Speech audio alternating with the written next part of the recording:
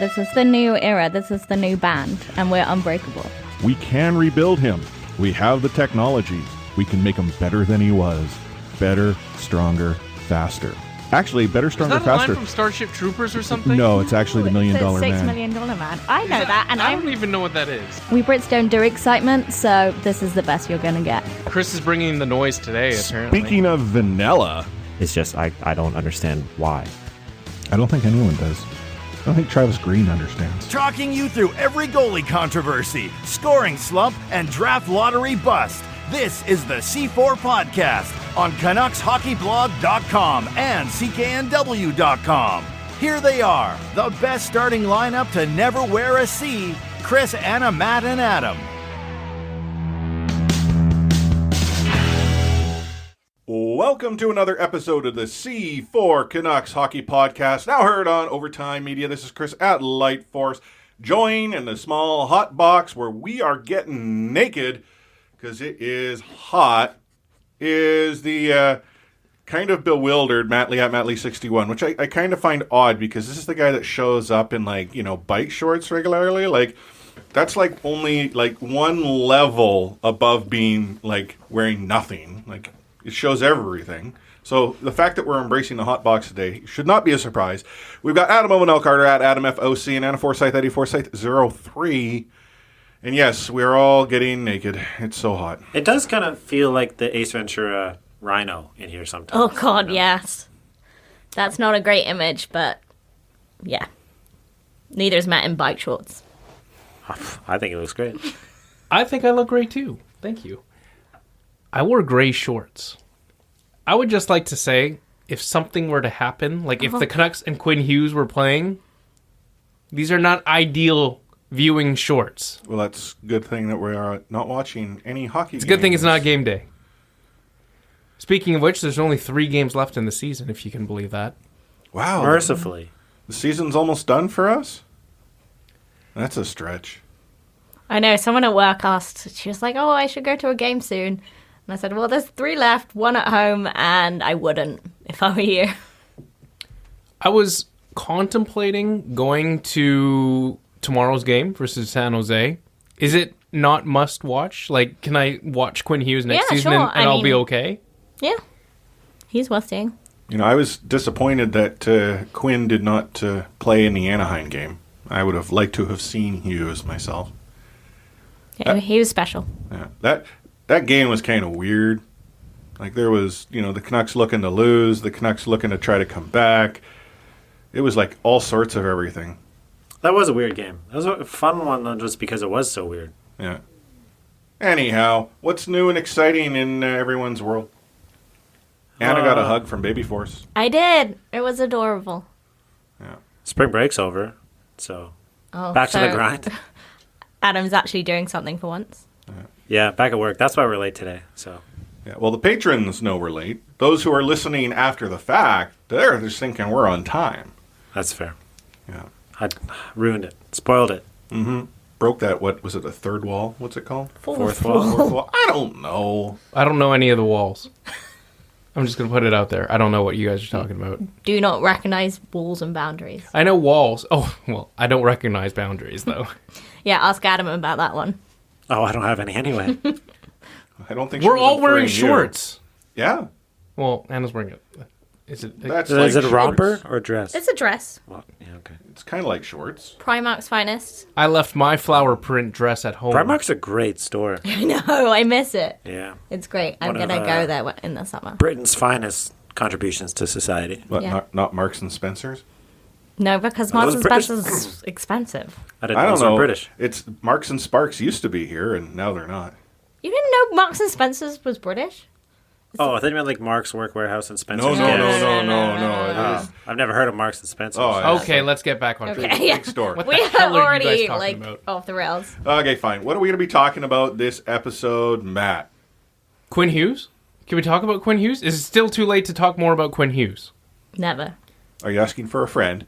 No, I'm asking for me.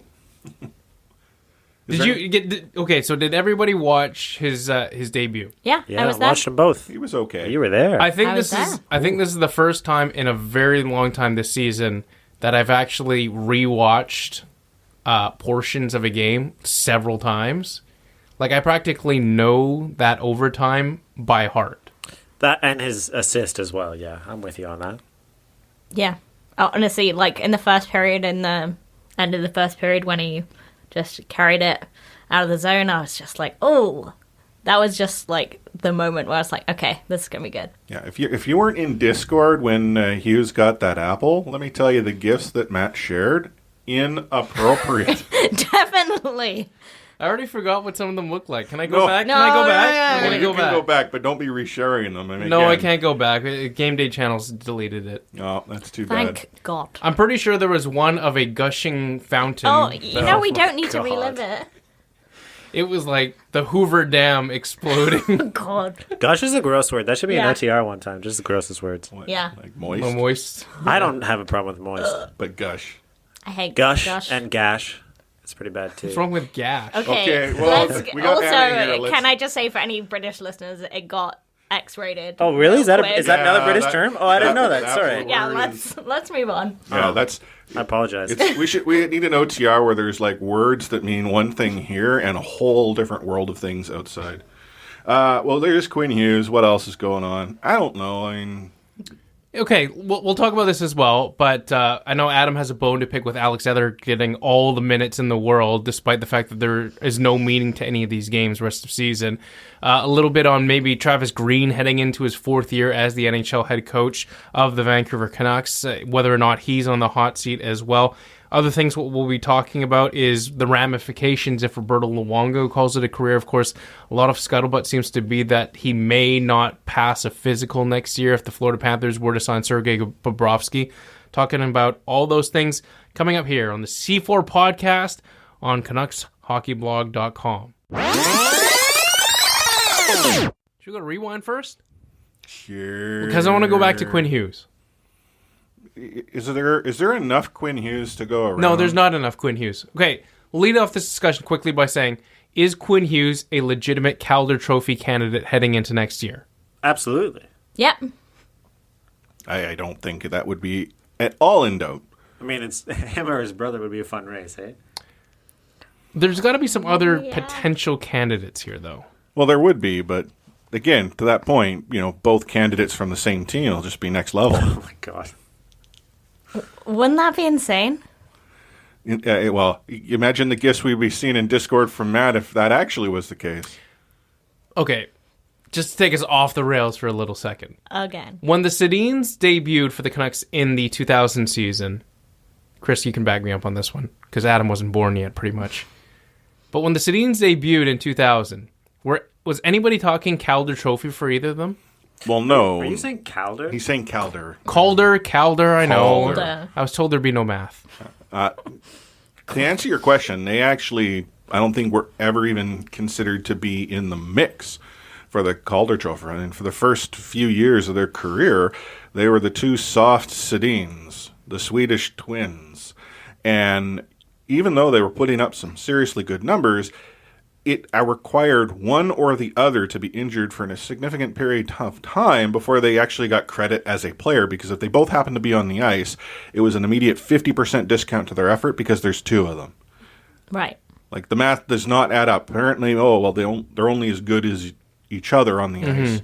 And yet we saw when both Hank and Daniel decided to go and win themselves some trophies, it didn't take both of them to be around for an extended period of time. Anyhow, I digress. To answer your question, no, they weren't in the mix. Quinn Hughes is in a different level. No different than sort of Pettersson for this season. And Besser, short of his injury last year. Let me ask you about this, though, Adam. Calder Trophy candidates, does Cale Makar factor in at all? Absolutely. Assuming that he turns pro, of course. He's one of those guys that's always in the conversation with the best prospects outside the NHL right now. And, if he decides to turn pro and play, which I'm sure he will, or if he's not already, I don't think he is. No, his season's still on. It is, yeah, okay. Then, yeah, he absolutely has a chance. He's a great player. Who knows? It'd be a fun race between those two guys because they're always linked in the same conversation. But, yeah, I don't see why not. You're way too soon, Calder. Calder. Sorry. I was told there'd be no math. Candidates for next season would be the Hughes brothers and Cale Makar. They're probably the top 3, I would say. Yeah. Maybe Martin Nakash if he gets in there for Carolina. Or Capo Caco could have a Line-A-like season, you know? Yeah, I'd say if you were to rattle off 3 or 5 names, it would be those 5 in some order. Yeah, for sure. Remember when Casey Middlestat was supposed to be a Calder Trophy candidate? Calder, yeah. Yeah, can you stop? Just stop saying it. And Okay, then... let me do this one more time. Calder. There you go. Oh, Okay. yeah, gold star. Hey. He's going to say it Calder. And they say that journalists don't get pronunciations right. Calder. Calder Trophy. I've even forgotten what we're talking about. Oh, Casey Middleton. Yeah, that was a while ago. For like a hot second. Yeah. Anyway. Getting back on the Quinn Hughes train. Does he automatically get PP1 minutes as early as next season to start? I mean, we're He's talking friggin' better. I mean, he should be getting PP1 minutes right now. Yes. We don't want to ruin the F word. Yeah. Yeah, like, spoiler alert, he should be getting the minutes over Edler. Is he automatically already the best defenseman on the lineup? In the lineup? Like, No, in terms of I mean, talent? Well, offensive talent, yeah, I don't think it's close. I would say Tanev is probably the best defenseman on the team. But, I mean, who knows until Hughes overtakes him. Yeah, and I think Edler's still the best defenseman Edler? in franchise. Okay, in History. franchise history maybe, but right now Chris Tanev is a better player than Alex Edler, I think. Obviously not as offensively inclined as Quinn Hughes, but Yeah. Let me ask you this question. You mentioned this a little bit, defensively, Quinn Hughes' game. What do you think of his game defensively? From what we've seen in the first 2 games. it looked pretty good. I mean, he had one in his first game. He had one rookie kind of mistake where he let a guy get around him. What are you doing? Yeah. Stop playing with Adam's stick there, okay? I'm fixing his microphone. Okay, anyway, he got walked by, I think, Dustin Brown, one point in his first game, but he made the point after the game that because he's always been a smaller guy, he's had to use his stick, and he uses his stick really, really well and can direct guys to the corner, make passes they don't want to, poke the puck away. So, I mean, obviously a really small sample size, but there's no reason to worry. And I don't want to jump ahead too much, but this touches on his offensive game as well. There's just been no real learning curve for him in these 2 games. He looks totally at home offensively and defensively, and that's amazing to me for a 19-year-old defenseman. I'd agree with that. I think the thing is with his defensive game, you don't want to notice it. That's the key difference between his notice me moments have all been him showing up offensively, and then there's that one with Dustin Brown. So the fact that we can't really pick out any more moments, I think shows that he's comfortable at NHL level, which is really impressive in this short space of time. Well, it is a short space of time, though. Yeah, right? I know, small sample size, but that's what we have to work with. Yeah, no, I agree. I just wonder if what we're watching right now is going to be a fair assessment. I think next season is when we'll have a much better idea. But, and again, we also have to consider that for some reason or another, the Vancouver Canucks or at least determined that they are a spoiler team and want to win games still. So they've seemingly, as a team, picked up their slack by getting the Jags all fired up. Last thing on Quinn Hughes before we take a break and we'll get into the F word.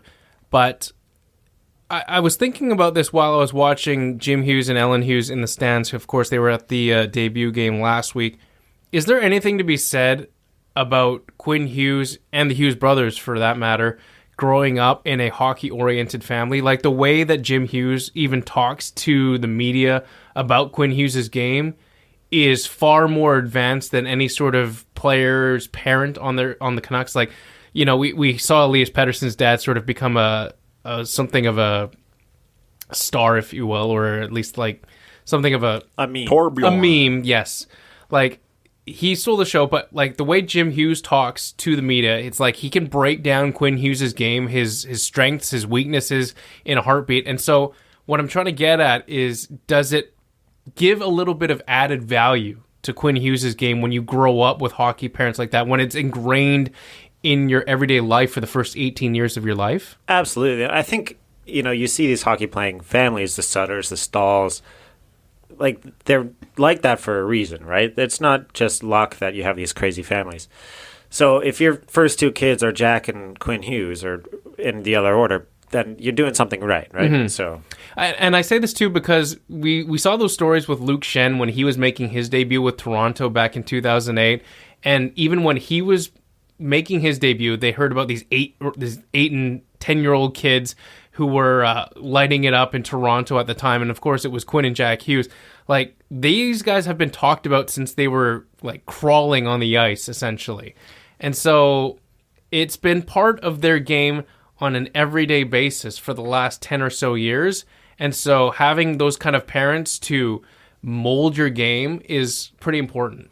Yeah, I think because there's the one thing of hockey DNA, but I think a much bigger part is just knowing what it takes to make it, right? Like, we've talked about Quinn Hughes' size, so he's had to be a smarter player, and I'm sure his dad and his mom were the ones saying, you know, like, be a smarter guy, this is how you'll have to play because you don't have the size. So I'm sure they have that kind of wisdom. Quick off the rails. Bo Horvat's dad, Tim. He's the clear captain of the Fathers, correct? Oh yeah, Jim Hughes is going to make a statement though for alternate status. I think, especially having 2 kids on that team. Mm-hmm. Maybe 3.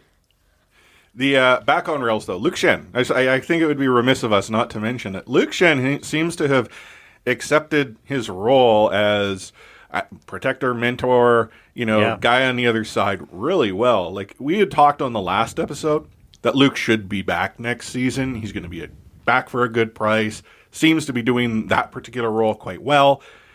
Having watched him, any doubt about this? Do you think he actually kind of now is working himself to get a raise?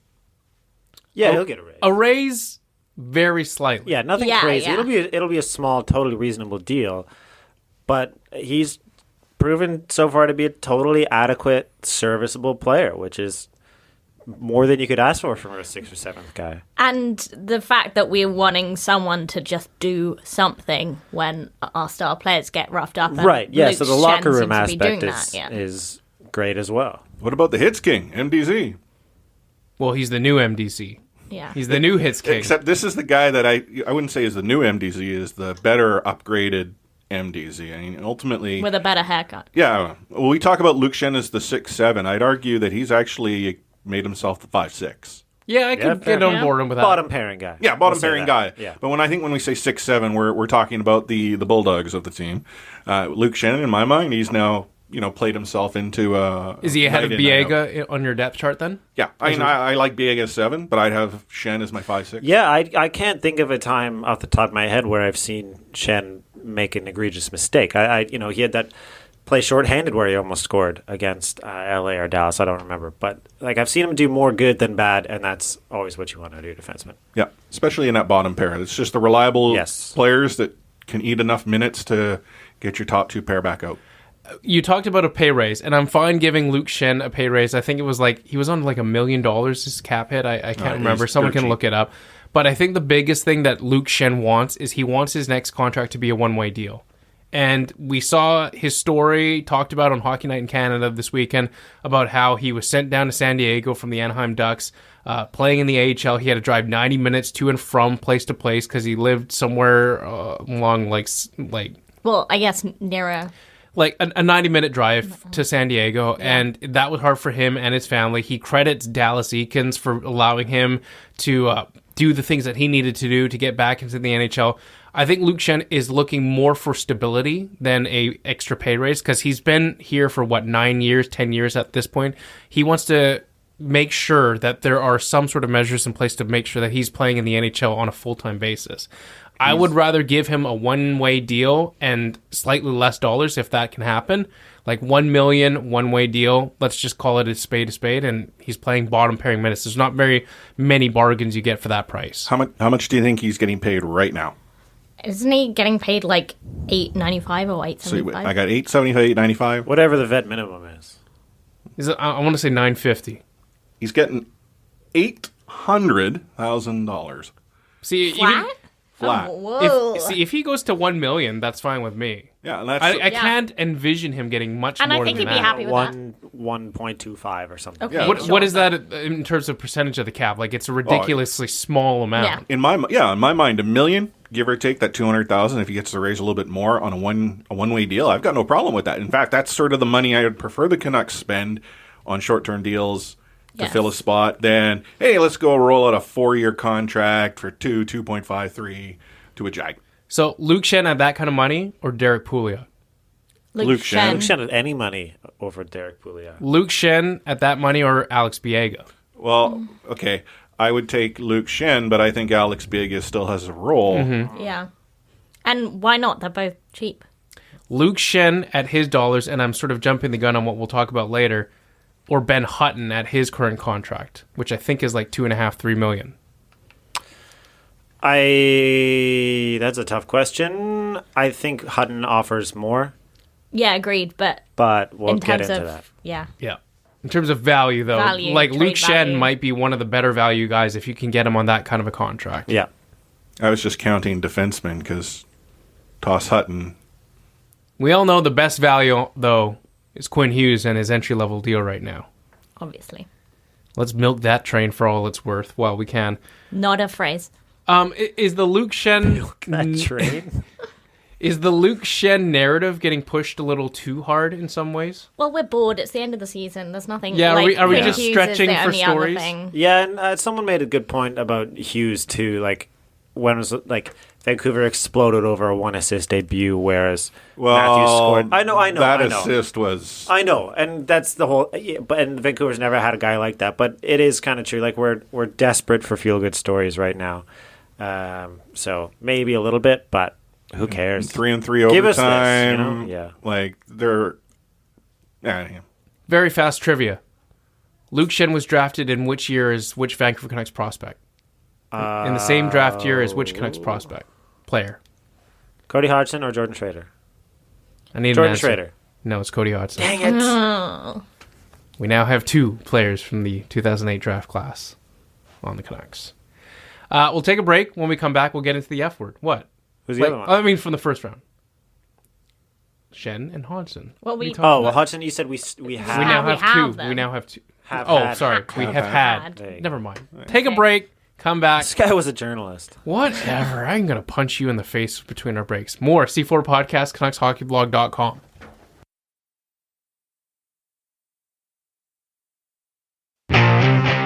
He liked to say the F word. Oh, then get the here then. Okay, see ya. is going to have the F word on it. I wish I could give you an explanation about it. I can't.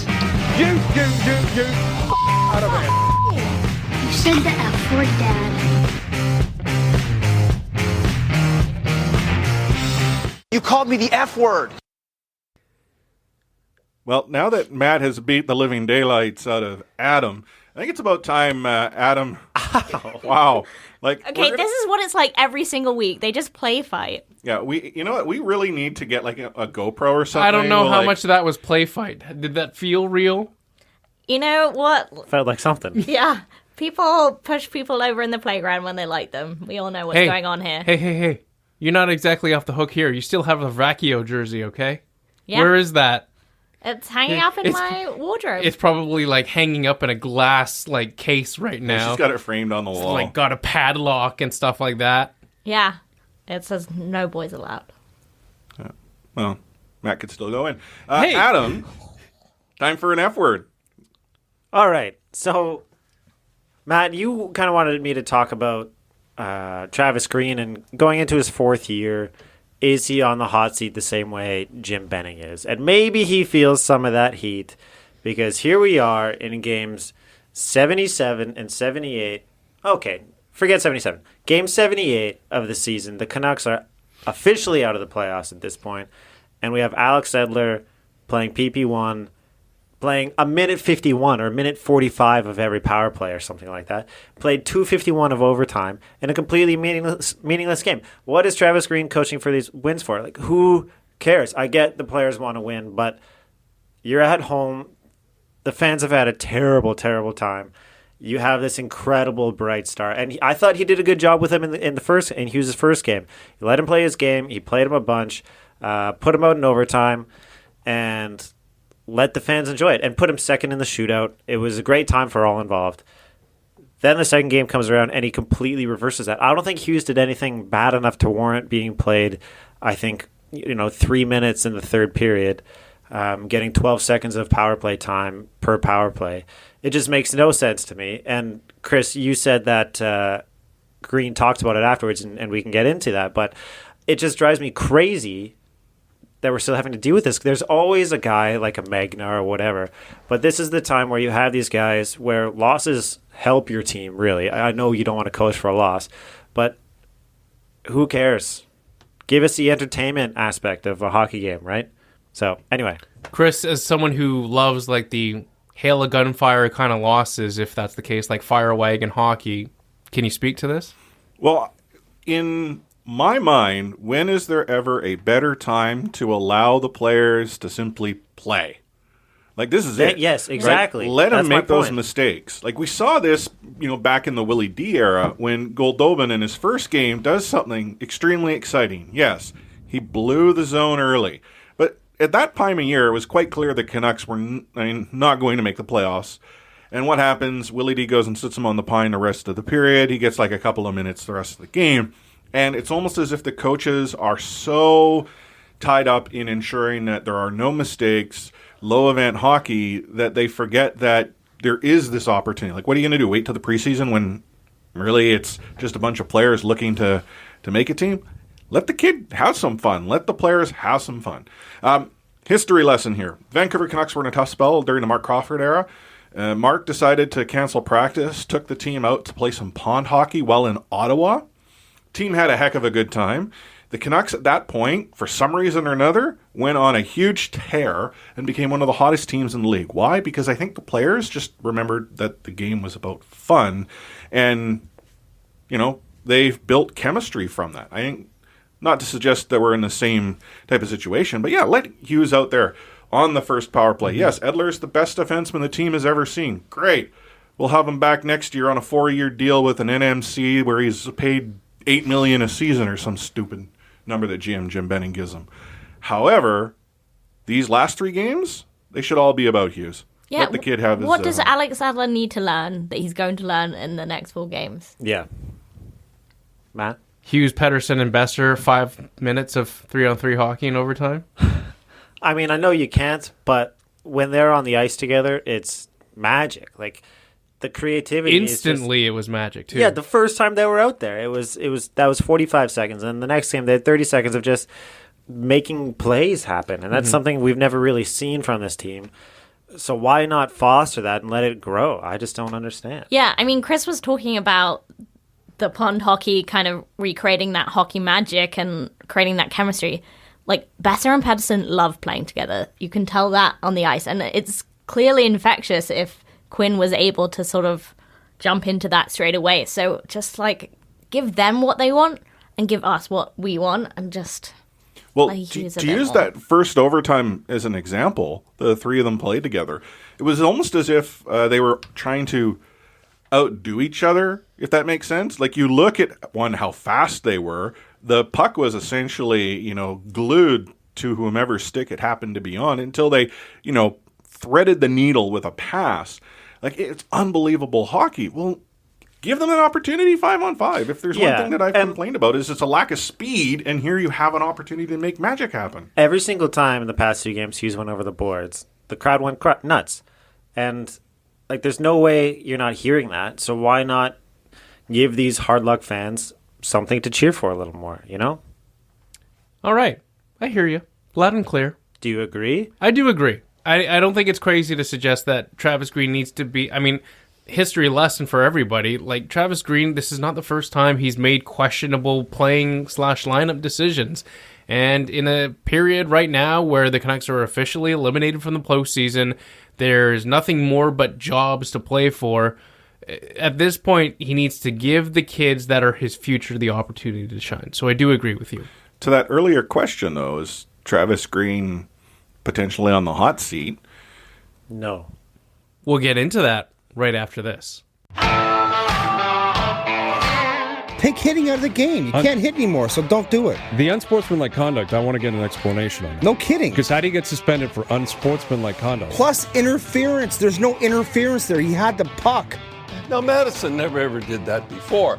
Now, why did he do it? And that because he was mad. Well, your early favorite for the Calder Trophy, that's for sure. Elias Pettersson, you might even say your early favorite for the Hart Trophy. Just to get back to your question, Elias is going to play plenty. He's going to get a lot of power play time, and yeah, I'm concerned about our offense. We lost 200-point players, and we've got to find a way to score.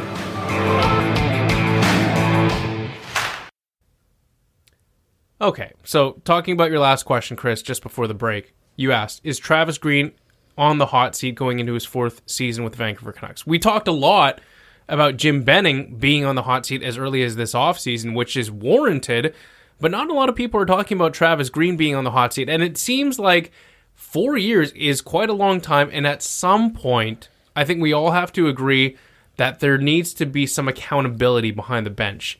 Do you agree that the seat's a little warm, at least, on Travis Green?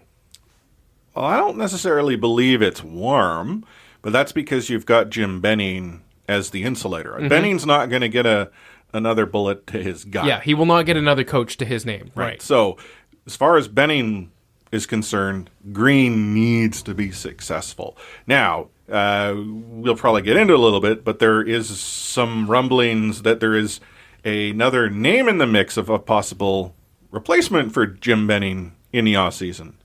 Well, you did not hear? No. The Ken Holland thing? Yeah. Oh, yeah. Ken Holland. Okay. And yeah, well, now, new GM, now I would be, feet to the fire. I mean, it's quite unheard of to see a coach survive a GM. Yeah, and a GM usually wants to pick his guy, right? Yeah, unless you're Mike Gillis, who went with AV and had success with it. But so are you trying to say that Travis Green is safe so long as Jim Benning is here first? Correct. I could see it there being, let's say, sometime next season, a proverbial house cleaning. Mm-hmm. And maybe not Travis first, but when Gillis was gone, I mean, you could tell Tortorella's like, well, I'm done. Torts knew he wasn't coming back. And it was clear as day in his sort of end-of-season press conference when he just unloaded. But he knew, well, the insulating factor's gone. New guy's going to come in. They're going to go and find someone else. However, that said, I think the circumstances leading up to John Tortorella's dismissal are far, far different than the circumstances on the screen. But you do think the ownership, their patience is just not. It's going to wear a little thin. If we don't make the playoffs next year, which I think we've all agreed shouldn't necessarily be the ultimate goal, but I think that's what ownership wants. And even if it is the goal, I don't think it's going to happen. Yeah. But I think that's what ownership wants. Yeah, I have it on good authority. Ownership sees next season as a playoff season, not we're going to be competitive and in the hunt until the end of this season. We're going to have a playoff gate that we can then build upon. Let me ask you guys this candid question. How much of the success of, let's say, Elias Pettersson's rookie season can be attributed to Travis Green? A little, a lot, or some?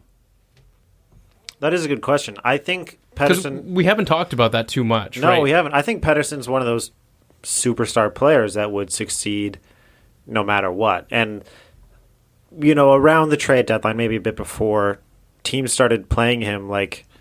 A lot harder. A lot harder, obviously, because I figured him out a little bit. But also, he was the only guy who could score on the team, right? And, other than Horvat and Besser, that was kind of the case. So... then you got to figure out a way, if you're Green, one, to help minimize his minutes, not minimize, but maximize his minutes, I should say, even if it's fewer minutes. And I don't know if he's done that. So in other words, maximize the efficiency of the minutes that Pettersson is getting. Yes. In other words, when Pettersson struggled, and we'll get into Pettersson's struggles a little bit later on, 1 goal in 19 games, during that stretch where Pettersson has not lit the lamp as much as he has, it's on Travis Green to find opportunities, find lanes, find ways to change up Elias Pettersson's game so that he can get more scoring opportunities. And I still think he is getting scoring opportunities. Power plays look better, and maybe just hasn't had the luck. He's still getting assists. But, yeah, I mean, one, it's just a rookie who's at the end of the season and is probably exhausted. But two, you still got to work around that. And at the same time, though, Pettersson's struggles of late have also been Brock Besser's sort of success, if you will. We have seen some very consistent hockey from Brock Besser while Pettersson has struggled. And so from that, you can also say, good job by Travis Green in terms of maximizing the efficiency of Brock Besser.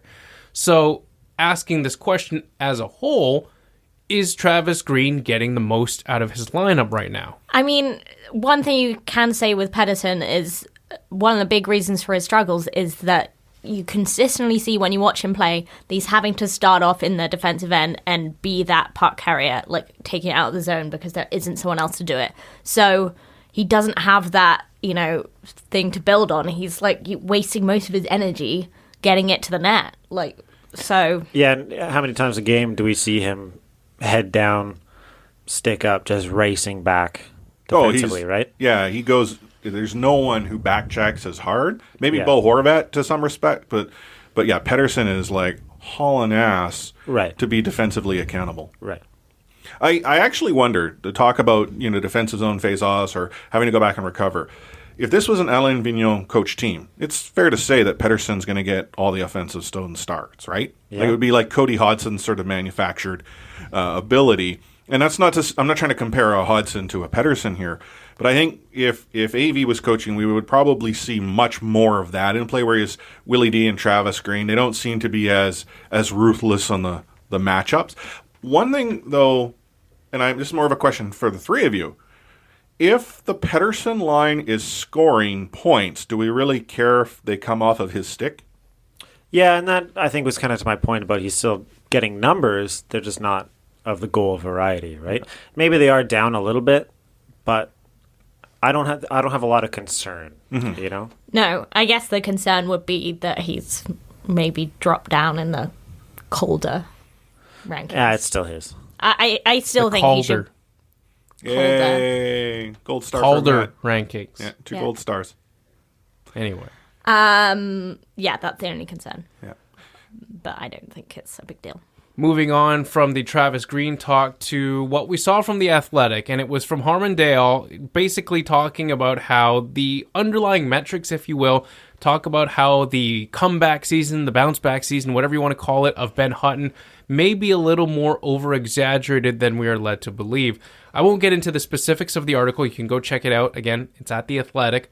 But if we're to believe those statistics and that the bounce back season of Ben Hutton may be a bit overblown, is anyone here looking to sell high on Ben Hutton if there's an opportunity to do so? Absolutely. Sure. I mean, we know the Canucks are thin on the wing. If you can move him for maybe him and somebody else. Or Goldobin? Sure, for an upgrade on the wing for a young player, like an actual young player, not one of these 25-year-old reclamation projects, then I think there's tremendous value in doing something like that. Or for a high pick, right? Like, I do think there's a lot of value in moving Hutton rather than keeping him. I don't think, given from what we've seen from Jim Benning recently, that he likes picks as much as we think he does. I think I don't think there's an appetite for him to move Hutton and or Goldobin for a draft pick. He wants players that are in that Levo range that are maybe a little bit more higher potential. Well, there was, I don't know if it was in the Athletes or the Athletic in an article, but there was a conversation or a quote from Benning who said that the Canucks viewed a draft pick as taking 4 to 5 years to become an NHL. Exactly. The Athletics Yeah, thing, that's crazy. Which is, oh my God, just the worst way to think about it. I mean, you know when you get a guy like Pearson what he's going to be, and it's not going to get any better. They only move right? the needle so much. Yeah, and one, they're closer to the end of their prime, and these guys are already smack in the middle of it. Like, there's no growth there, right? So let me ask you this question. If we're all in agreement that Jim Benning probably covets younger, further developed players than he does draft picks, would you move Goldobin and Hutton for Jesse Puljujarvi? No. Kyler Yamamoto? Well, he hasn't even really played in the NHL yet, right? But again, we're talking about more higher potential kind of players here. I would take a Kyler Yamamoto. He's your boy. I know that. I don't see Jim going for that. No, Like, Jim does that's not. like a between what The we're only talking two about. prospects he's ever really acquired were done when the expansion draft was going on. This might be a bad example because he just broke his leg, but Troy Terry from the Anaheim Ducks. Maybe I don't. I mean, Like these are the kind of players I think that are actually on Jim Benning's radar. I have no no sources to back up that claim, but I'm saying if you were to explore the idea of trading Nikolai Goldobin and maybe a Ben Hutton, he's looking for players in the 20 to 23 range as opposed to the 23 to 26 range that maybe have a little bit more untapped potential, like a higher end Hunter Shinkaruk when we traded him. no, I think he likes the 23 to 26 year olds.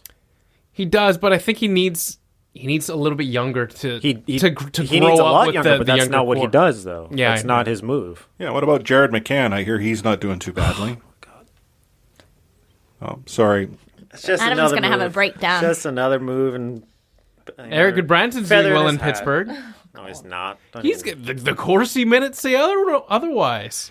It's because he's getting sheltered minutes. Yeah, I mean, you're playing with Crosby and Malkin. You're going to do okay, no matter what. The thing about back to sort of, Benning and the players he's looking for, he's not the only GM that wants that type of player. Somehow, like, really, what is it that the Canucks have available to I go? hear there's a market for those kind of guys. Yeah, like, what is it the Canucks have to offer? Like, the Canucks would have to overpay, so why go and do that when you can go the other direction? But I think it's as clearly as what we want. We want picks, and GM Jim Benning. I think you could think of it like picks and prospects are like houses. They have the potential to greatly increase in value. The guys he likes, like Pearson or whomever, They're condos. no, they're not condos. They're cars. You get them, they have no value, right? Like Yeah, they just like appreciate. I mean, I try to think of any of the guys he's acquired. Goodbranson, any of those guys, right? You sell your tradable assets, your houses, your McCanns who are now looking good, and have room to grow for Goodbransons who immediately decline in value. So what I think you're they're more saying- like condos, Well, no, but condos have an Okay. appreciative value. What? Yeah. but very slow compared to houses. Right, But I'm saying they depreciate. I'm not saying they Yeah, cars, that's like, true, car- that's cars true. don't increase in value until they retire, like that, and that's Yeah. Yeah, that's there's the a best way to a put couple it. of minor exceptions, and that most of those are too early to tell. Like Josh Levo, right? He seems like a good deal, but But that's it's only because we had like to use the car analogy, though. What did Jim Benning do? He went out and got a car that's going to depreciate in value, but he It's was able true. to go and get it for a great price. The problem is, Right. Yeah. we're not talking about him, paying, a Hyundai prices for a Lamborghini here. He paid Hyundai prices for a Honda. right. God, I don't know cars at all, so I'm gonna get lost pretty fast. Well, I mean, that's But yes. you get that, right? No, And I that's- do that's understand. Kind of it. It's just like the moves he makes don't add value to the team. Yep. They stagnate it or make it go down. And what Chris was saying about how there being other GMs like that in the league, that's what would make me nervous about bringing someone in like Holland. It's just like his mentality isn't the like new wave of thinking either. Well, but that's Holland arguably embraced the meta quite early on. The problem was that he held on to the window. Like if Holland was Yeah. here Yeah. during, It is tough when you have guys like Datsuk and Zetterberg, right? And you want to you hang on to that window as long as you can. Yeah, but he masterfully took players, picks, Yeah. and was able to make magic happen. Now, some of that might be their scouting team in Sweden, but if you were to go and look at, I'll use Ottawa. Ottawa, for a trash fire of a hockey team, somehow came around to the realization that, you know what, if we got a lot of picks, there's a good chance we're going to get a couple of diamonds here. Yeah.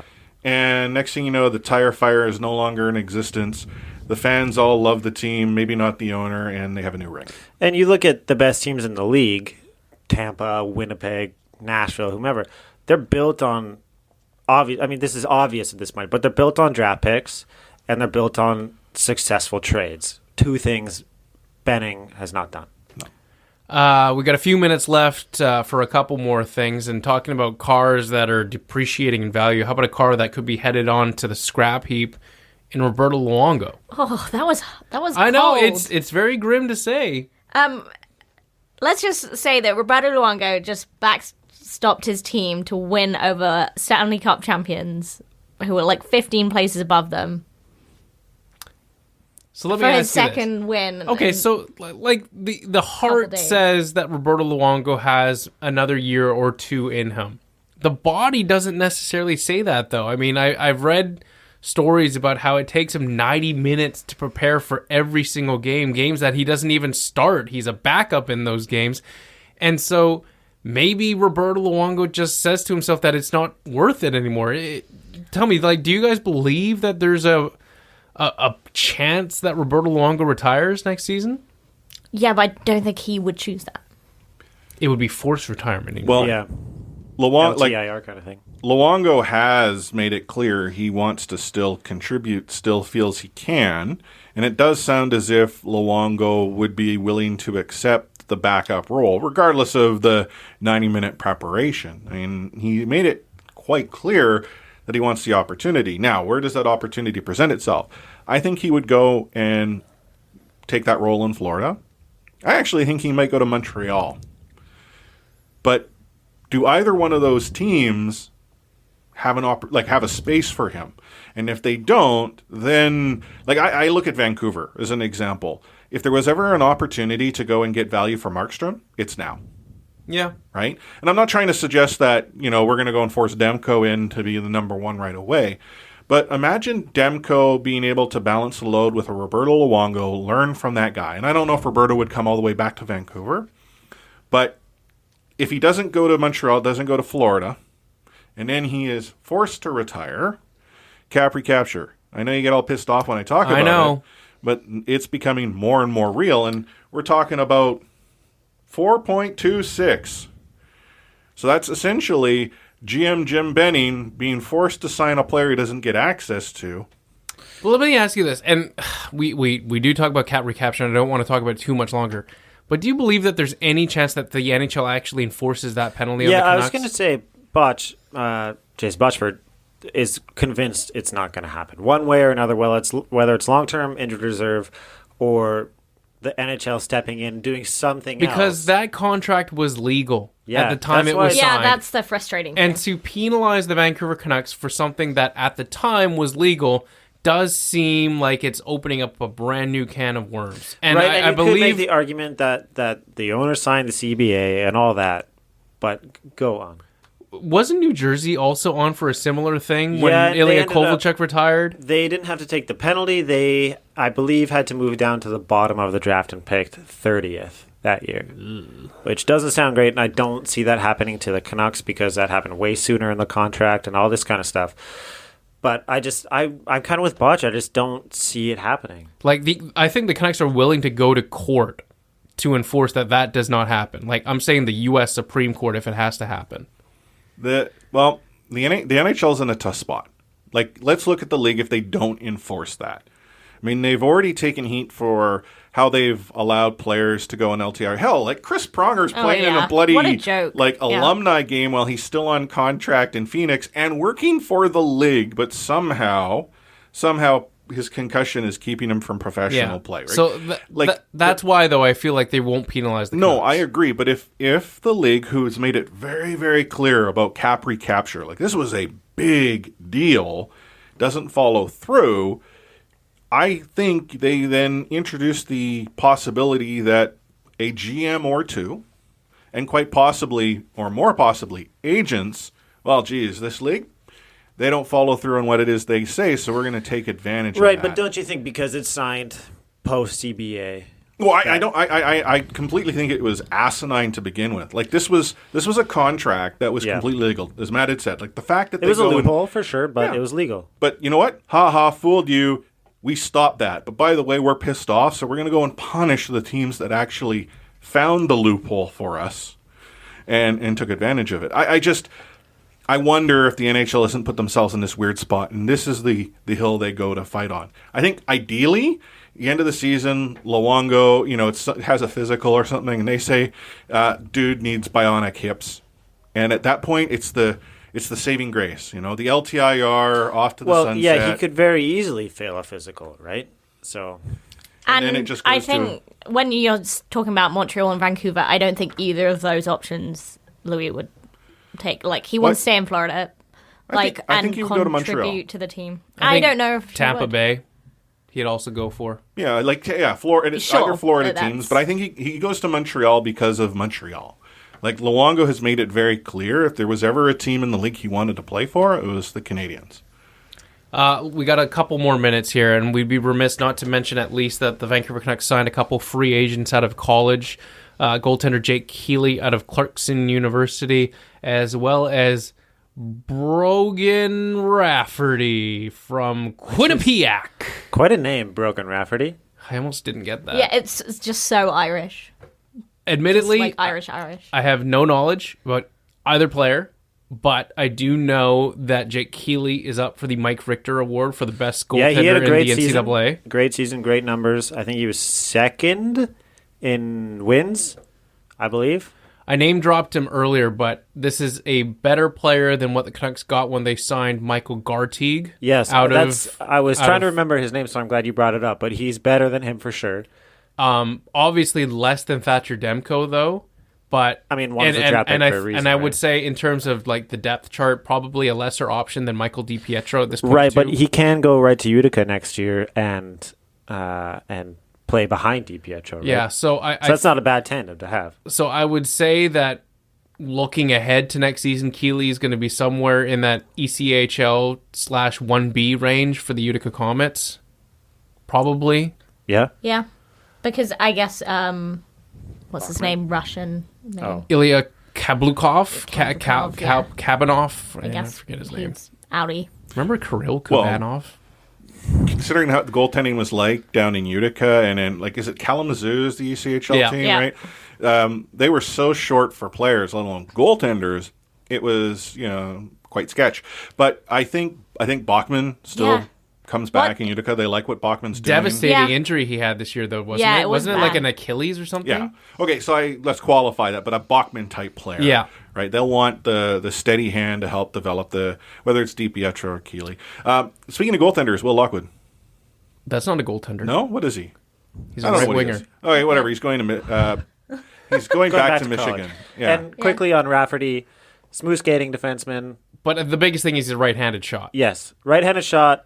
Who can move the puck? Who knows what it'll turn into? But those are valuable. Here's traits. the thing: like you see what they've done with Josh Tevez and now Brogan Rafferty. It's like the Canucks can sign these players out of college, these undrafted defensemen. Like for every 4 of them, you're hoping one of them turns out to be the next Chris Tanev. You know what I mean? Like it's strictly a numbers game, and the Canucks have that bullet in the chamber, if you will, to take that shot on a player. Why not take the shot? So yeah. To go on to Lockwood, I mean, he just had such a big injury. I think that set him back massively. So but here's the thing on Will Lockwood. You always get a little nervous when they go back to college for a 4th year. Is there any concern in this room that Will Lockwood does not sign an entry-level contract with the Canucks? There always is, like you said, when they go back for the last year. I think it'll happen. Maybe that's just my inherent bias. But even if it doesn't, I don't think it's the end of the world. I don't think I'd agree with that. Yeah, I think Canuck fans are higher on Lockwood than they should be. I just don't think there's a high ceiling for him. Yeah, I think he was exciting, but I think people saw Gaudette and were hoping he could follow a similar path, and he looked like he might for a little bit, and it just never really materialized. That's what I would say. I think once he kind of got out of World Juniors there, that really just put a big question mark over everything. Chris, as we wrap things up here on the C4 podcast, how about you tell people where they can find us? Well, you're already listening to us, but before we actually wrap it up, I want to get a tank update. Is it even a tank anymore?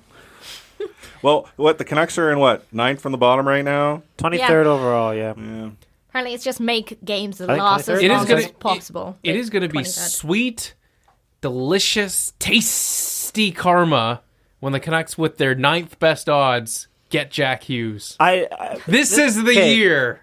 Going back to wins and stuff like that, and expectations next year about the Canucks making the playoffs, I can't remember, the last 20 games, I think it is, The Canucks have won 3 in regulation or something like that. Like, these 1-goal games, you see it from year to year. There's so much luck and randomness that goes into it that it's so easy to lose those games, especially the ones that go to overtime or shootout, right? So, like 3-on-3 isn't hockey. It's exciting, but it's not real hockey. And a shootout, obviously, is even further from that. So there's so much variation there. And in regulation, the Canucks still aren't a good team. So I just don't see them making that step. So I think they'll be finishing well lower than where they are now next year. Okay, I know Chris has to close out, but really quickly, it's Luongo just quote-tweeted Sportsnet's article that said Luongo's declining health could lead to the end of his NHL career. And? He wrote, April Fool's ? Oh, what a cheeky bugger. I love him. Oh, that's tough, though.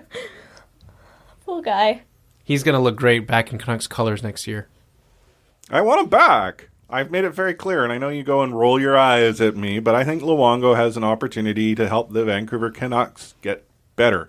Both by trading Markstrom while he is worth the most he has been with this organization since they picked him up. And 2, I think Luongo is probably accepting the fact that he is now the mentor-style goaltender.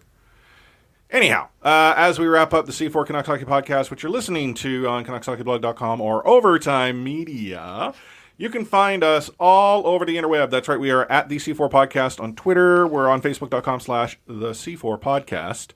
We are on every podcast app known to man and or woman. And dear Lord, I said this earlier, we need a GoPro camera. We're going to have to set up a live feed. Just we can put it like on Matt and Adam. Yeah, we don't need to be on it. Like, no. I mean, really, I think there's entertainment value there. Like, you can't see it on the podcast, and you're obviously listening to this after the fact. But these two have something special. I hate to get in between it. And, like, what the heck is Matt using his hoodie for? It's like Ben Stiller. Not Ben Stiller. Vince Vaughn at the end of Dodgeball. When he puts a blindfold on. Oh, okay. Yeah. If you can dot a red Dodgeball. Yeah, I get it. I cannot remember that. Adam's so ugly, I have to put my hood over my head. That is not. I just presumed you were like going all Miyagi because you know what's coming up soon. Cobra Kai? Yeah. Next OTR? Guys, come on, let's close this up. Okay. Let's go. Whatever. I can continue talking for as long as we'll I do it want. in OTR. I'm in charge. But on behalf of Matt Lee at Matt Lee _61, Adam O'Novan and Carter at Adam FOC, Anna Forsyth at A4CR3, and myself, Chris Golden at Light Force. No final words from anyone else because we're out. Thanks for listening to the C4 Podcast on CanucksHockeyBlog.com.